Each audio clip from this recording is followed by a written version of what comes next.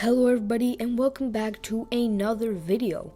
Now today we are doing part 5 for What If Naruto was Tanjiro's reincarnation, and I think this is the first time I've done part 5 in a What If, but yeah, it's just the first, like the whole backstory thing took a bit too long, but I think it doesn't matter too much. I mean, I'll make as many episodes as I need to tell the full story, but I don't want to bore you guys too much. I really do want to thank you for 400 subs. The 400 sub special will be coming soon after I finish this series. And with that, let's get right into the video.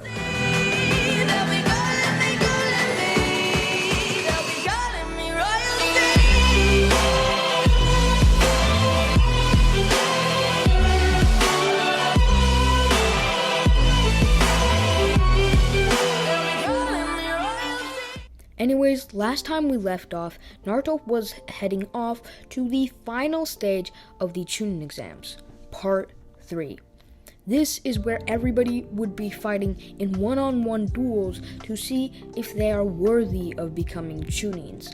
And Naruto and Neziko definitely are not going to be late for this amazing day, because they just really want to become Chunin and they're really excited, so they're going to make sure not to be late. Anyways, the first match of the day is going to be Neji versus Naruto. I almost said Neji versus Hinata there, but that's the preliminaries. We're in the part 3 now, so yes. Anyways, basically, Naruto and Neji just kind of get into their positions, being like, they're getting warmed up, but, Naruto's trying to get warmed up, he's getting ready to fight, and Neji just instead of warming up, he just starts talking, being like,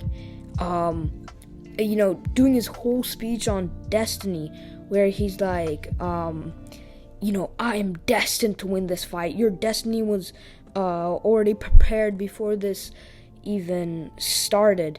And, he does his whole thing where he's like, I'm destined to win this. You're nothing but, like, a stepping stone for me. He does that entire thing. And Naruto literally just freaking ignores him. And, Neji finishes his, huge, 10-minute long speech. And Naruto's like, he just looks up, and he's like, huh? What did you say? Sorry, I wasn't listening. And Neji just gets so mad. He's like, he just immediately activates his Byakugan, and he starts running straight in at Naruto. But little does Neji know, Naruto is a lot stronger than Neji thinks. And so basically, as Neji is running into Naruto takes out his sword and uses the flat side of his sword to start blocking all of Neji's attacks. And Neji really can't do much. Well, he can, but for the moment, there's really not much he can do, because Naruto is blocking all of his attacks with his thing, his sword. Yes, exactly. That's what I meant. Anyways, Naruto is just blocking all of the moves, and Neji is like, okay, well, it's about time I get this over with. As he says, 8 trigrams, 64 palms. And Neji tries to do that, but Naruto says, okay, well,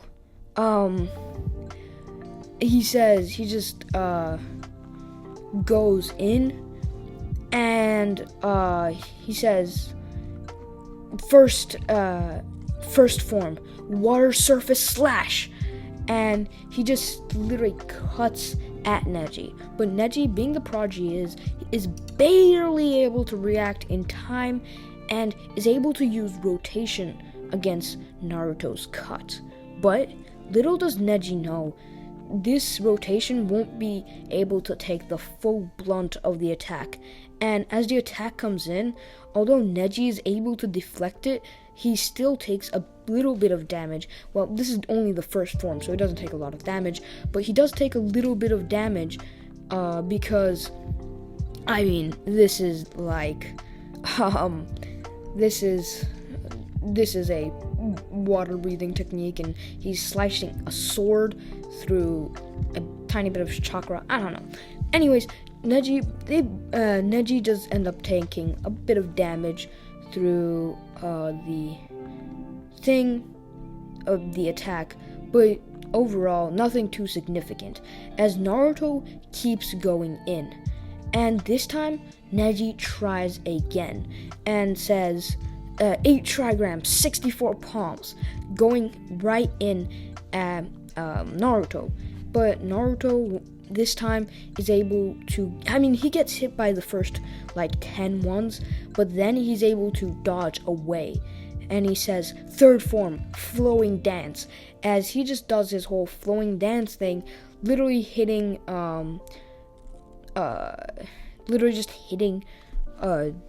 Neji from every direction and side possible. And after flowing dance, Neji is basically just like knocked unconscious, and so he cannot keep fighting. And that happens. Anyways, after that, there is Neziko versus Tamari, because I made Nezuko pass, so yeah, Nezuko is going to be competing. And there's really not much to cover here, as Nezuko and Tamari step into the arena. Tamari just kind of like takes out her fan and tries blowing Nezuko and everything, but Nezuko literally just like dashes behind her and ends up just like blitzing her, like just punch after punch after punch after punch. And then after Tamari uses the 3 red circle fan thing, you know how Tamari's fan is 3 red circles and she can reveal one at a time. Well, she switches to full power and just blows it at Nezuko. And Tamari gets such a strong hit on Nezuko that Tamari thinks that Nezuko is either dead or like completely passed out. But little does she know, Nezuko is the 9-tailed Jinchuriki, which gives her demon-like healing powers, because, you know, I want this to be like Demon Slayer. So Nezuko literally just straight up immediately heals, and while the referee person was about to announce that Tamari had won and Tamari let her guard down, Nezuko just destroyed her. Sorry guys, I had to go do something, but I am back. Anyways, so yeah, Nezuko destroys Tamari, and it's time for Sasuke versus Gara.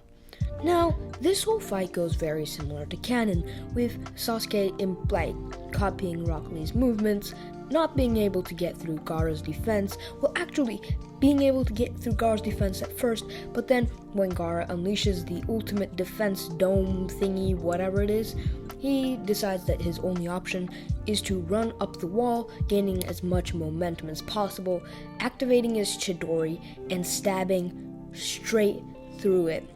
And this gets Gaara to bleed for the first time in his life.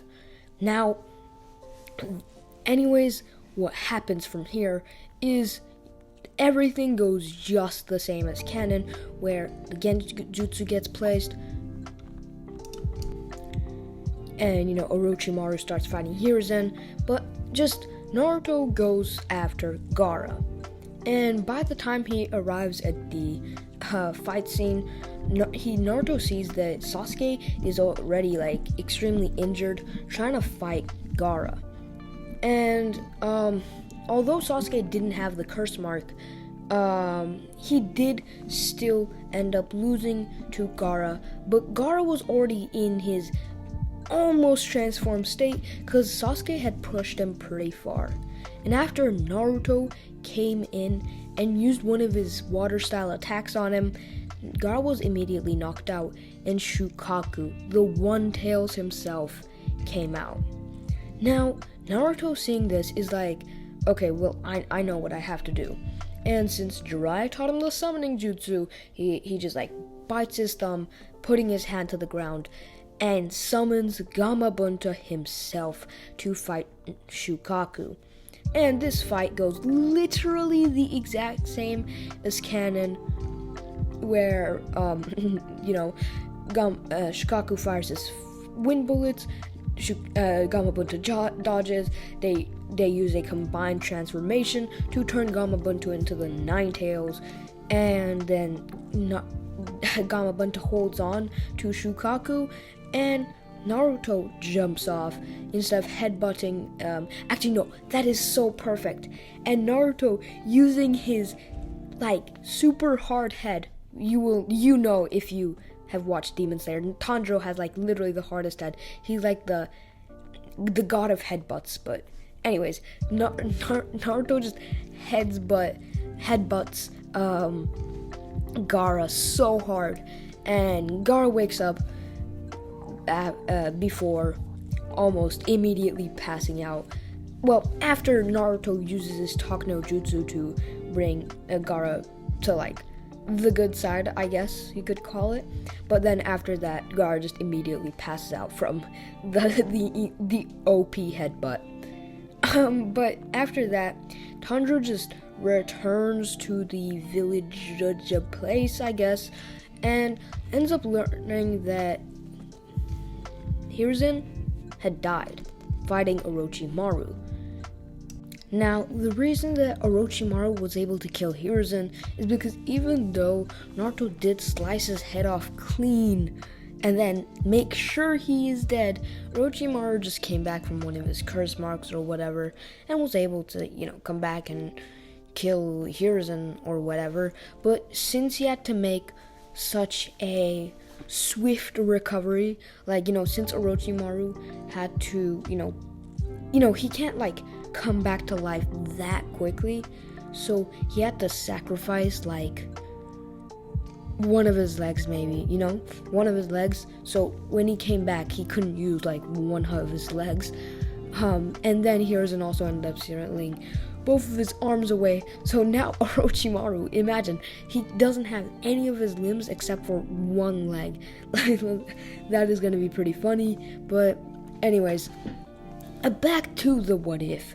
Anyways, Naruto is told that he's gonna have to go look for Tsunade, who is going to become the 5th Hokage, because although Jiraiya was asked to become the 5th Hokage, he was kind of just nah, I'm not suited for the job, and it ended up recommending Tsunade instead. Now, on the trip to finding Tsunade, Jiraiya doesn't teach Naruto the Rasengan, because Naruto already knows the Rasengan.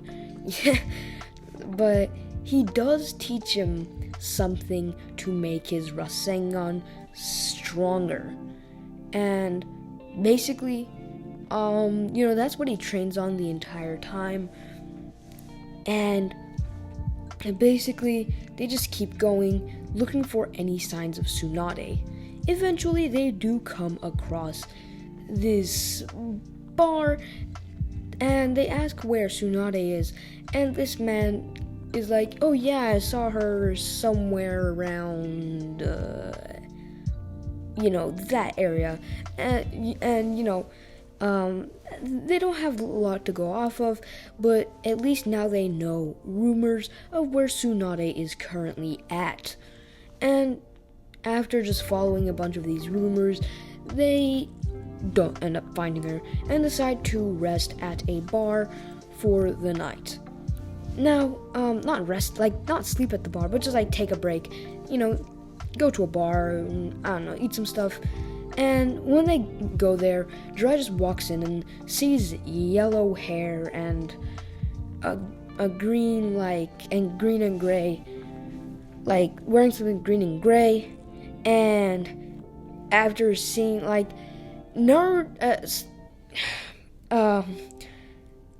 Jiraiya just immediately recognizes Tsunade, and Jiraiya's wait a second, and Naruto just looks over and is wait, is that Tsunade? And Jiraiya just walks over there to go check and realizes that, in fact, yes, it is Tsunade. And Jiraiya just explains the whole situation to Tsunade with, as you might have guessed, Tsunade not accepting Jiraiya's offer to go back to the Leaf Village and become the Hokage. She goes on to talk about how all of the Hokage are like trash, and the role of Hokage is like, he keeps insulting all of the Hokage, and this really pisses Naruto off, because Naruto really respects the Hokage and wants to become the next Hokage himself, and he just literally just slams his hand on the table, almost like shocking Tsunade, and is like, stop disrespecting the Hokage like that. The Hokage are incredible people, and Hiruzen literally sacrificed his life to save the village. And also, don't talk like that about the Hokage. I'm gonna be the Hokage someday. And, he just does this entire speech, and Tsunade's like, who on earth is this kid? Like, who do you think you are talking like that to me, one of the legendary Sannin?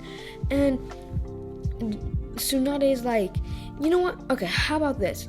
I challenge you, and if you can get a single hit on me, I'll go back to the village and become the Hokage. But if you can't, which you won't, you guys will leave me alone.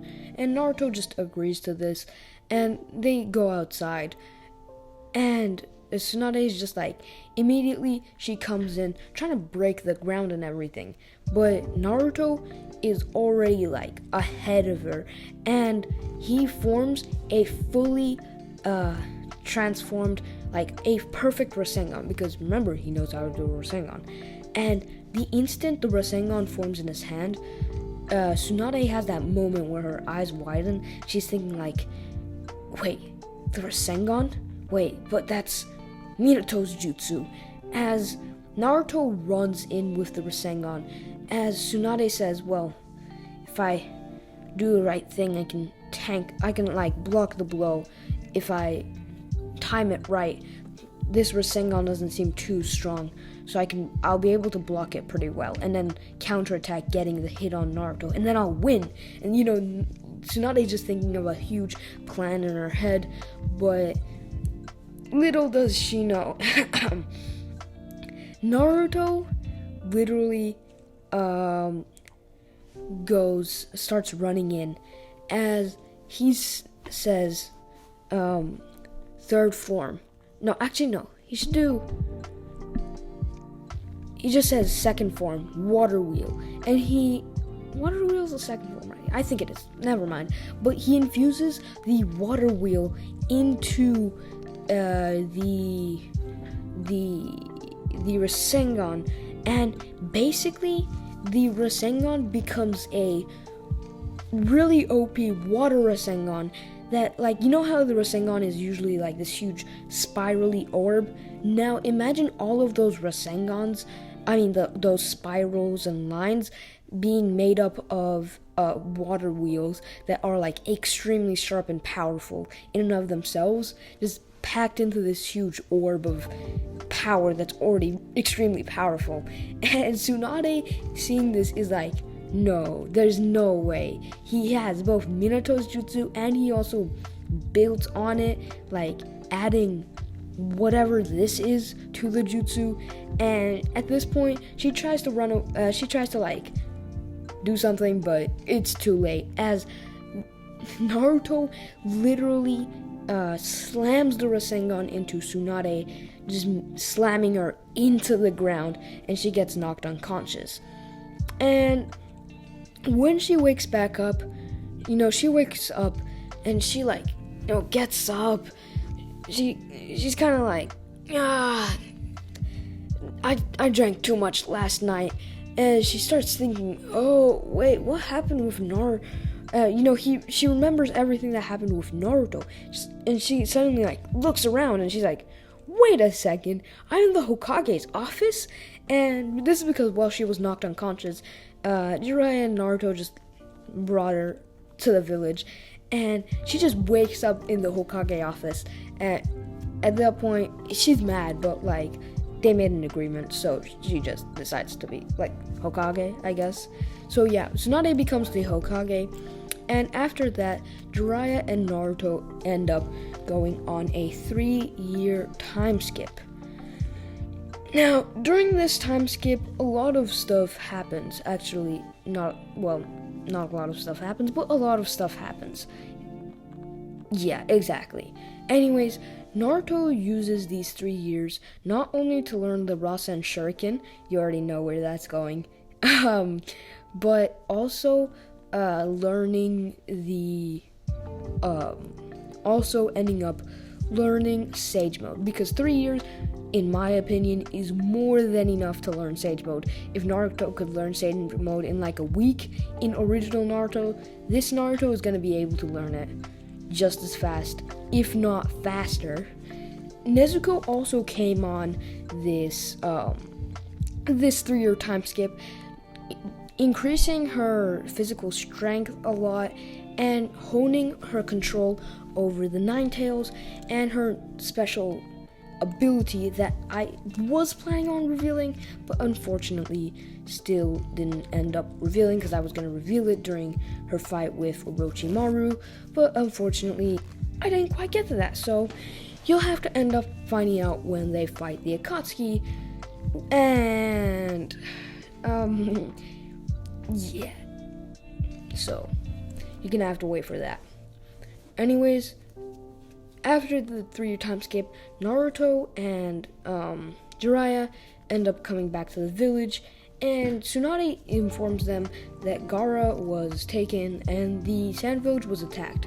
Now, I'm not really going to go over the entire Gara retrieval arc because I am extremely bored right now, and I also don't feel like it, and I do not believe you guys really want to hear me go through the Gara retrieval arc. I'm just going to say nothing changes. It literally goes the exact same, except for the fact that Naruto straight up beheads Deidara and Sasori, because, like, I mean, come on. Naruto just kills both Sasori and Deidara. And after freeing Gara and killing 2 Akatsuki members, the Akatsuki are already on to Naruto. They're like, yo, who is this kid just messing up all of our plans? So they're already like plotting an attack against Naruto. So one day Naruto is literally just like enjoying a bowl of ramen in the Ichiraku ramen shop, and he just hears a huge explosion on the other side of the village. And this is none other than the Akatsuki. And Naruto immediately heads out to see all of the Akatsuki members. Well, except for Itachi, because Itachi actually ended up betraying the Akatsuki because, well, I mean, he wants to protect the Leaf Village, and ended up using the last moments of his life to, after he dies from his disease, or he just tried to stop the Akatsuki before they arrive at all costs, actually taking out some of the a few paths of pain and a lot of the more minor Akatsuki members. So the amount of Akatsuki members here are less, but there are still a bunch of Akatsuki members, and they have literally just broken through the wall. But Naruto is really broken, so basically what Naruto does is he immediately, seeing this, turns on his Sage Mode, because he can, apparently, and he just creates a Rasen Shuriken. But you know how the Rasen Shuriken has that white spiral shuriken thing around it, because it's a Rasen Shuriken? Well, this is gonna be the water Rasen Shuriken, where that huge spiral circle thing around the Rasengan is going to be the water wheel, which makes it 1 billion times more OP, and it's just gonna be a super buffed Rasengan, and he literally blasts the thing right into there, killing literally, and at this point, after all Itachi did, and after Naruto's super Rasen Shuriken thingy, the only Akatsuki members remaining are 3 Paths of Pain, Obito, Konan, And yeah, that's really all because plot, just plot, deal with it. I do not care. But yeah. Now, sorry, I once again had to go and do something, but I am back. Anyways, basically what happens is Naruto literally just goes in there, basically fighting all of the paths of pain with the help of Sasuke, who now is actually pretty OP and never left the village because he did not get the curse mark, and Sakura, who's now Tsunade's like successor, I guess. Yeah, you know, like literally everyone in the village, Kakashi with his Mangekyo, everyone's fighting the Akatsuki, and if you ask me, that's more than enough to take out all the paths of pain. Well, not all the paths of pain, just like 3 of them, and Konan. So they're down, and the only one left now is Tobi, or as we know him, Obito. And this, after the paths of pain are defeated, basically Obito goes and takes Nagato's eye, placing it in his own eye, you know, his missing eye, switching to his white mask, you know, the one that looks like you know, the one that has the Tomoe on it. So he switches to his white mask, and now this is Obito with a Mangekyo Sharingan and Rinnegan, which is absolutely OP, but you know, whatever. And Naruto and Obito literally start fighting, and you know, they're all just, everybody's fighting, and Naruto keeps using his water style attacks on Obito, but he keeps phasing through Obito, which really surprises him. I mean, he keeps using all of his attacks, being like using everything that he can, but every single time it keeps just going through Obito until Naruto and Kakashi realize that if Kakashi perfectly times his Kamui with Obito's Kamui, Naruto is able to hit him, and this makes the fight a lot more balanced, but Obito is still on another level.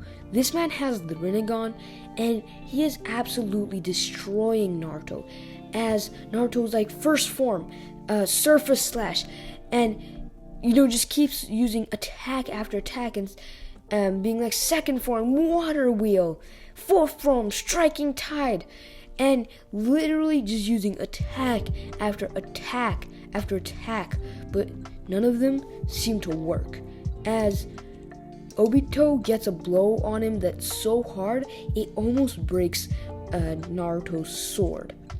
Naruto steps back for a second and just stays back, trying to consider his options here, as he says, okay, well, I guess I'll have to use my final move, 10th form, constant flux, and Naruto literally just starts running straight in, right, with this humongous water dragon appearing, and this looks so sick. Like, just imagine an incredible, huge, like, water dragon following Naruto's blade. And if you have watched the anime, you know exactly what I am talking about. And he runs at Obito, and you know, Obito's like, water dragon, I can handle this.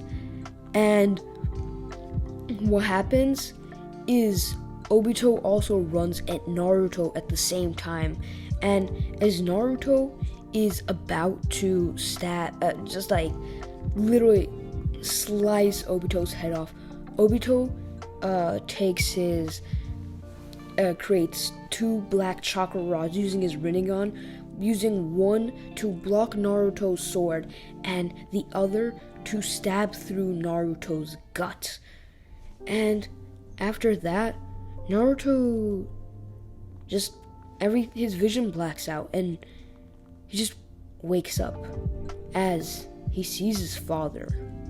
His father being the user of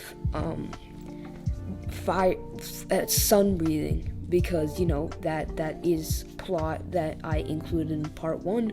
But yeah, his Minato has sun breathing, and basically he sees Minato, and Minato basically kind of does the thing that normally Yoriichi does to Tanjiro at like the final Muzan fight. Not really. Naruto doesn't like immediately master everything in this one go, but basically Minato kind of just passes on all of that breathing from all of that sun breathing power down to Naruto, and Naruto opens his eyes again, seeing that the wound that had once been there from being stabbed by Obito was now gone, as his dragon started turning red from the flames, as his water dragon turned into a fire dragon, as Naruto literally cut clean through the black chakra rod and just sliced Obito's head off in this insane fashion. Like, if you have seen Demon Slayer, you know that moment where Naruto chops off the Lower Moon 5's head, I think it was. This is literally that. And if you do not know, it is like the most epic move. Naruto literally just uses an incredibly sick-looking fire-breathing move, sun breathing move that literally looks like a firework to just slice off his head. But yeah, that's what it looks like. And with that, Obito dies, and so does the Akatsuki. After that, basically, Naruto just ends up, this is like a time skip, because the what if is over, but I'm just gonna say what happens in like later when Naruto grows up. He does end up mastering sun breathing, and he becomes Hokage or whatever. But to be honest, I really didn't get a lot of time in this what if to get to a lot of the other things that actually happens in Demon Slayer with Tanjiro. But since everything went by so fast, I really couldn't have enough time to progressively give Naruto all of these boosts, so I just kind of gave him everything at the end. Well, I didn't, but I only gave him some of the power-ups, and then I'm just leaving all of the other stuff that happens to when Naruto grows up and becomes Hokage. But honestly, that is the end of this what if. Make sure to stick around to see what my 400 sub special is going to be. And by the way, just a sneak peek, when I hit 1,000 subscribers, I might do an MHA what if for the first time on this channel, so make sure to look out for that. But that's all I wanted to say. Goodbye, and see you guys next time. Movie's gonna be coming out tomorrow.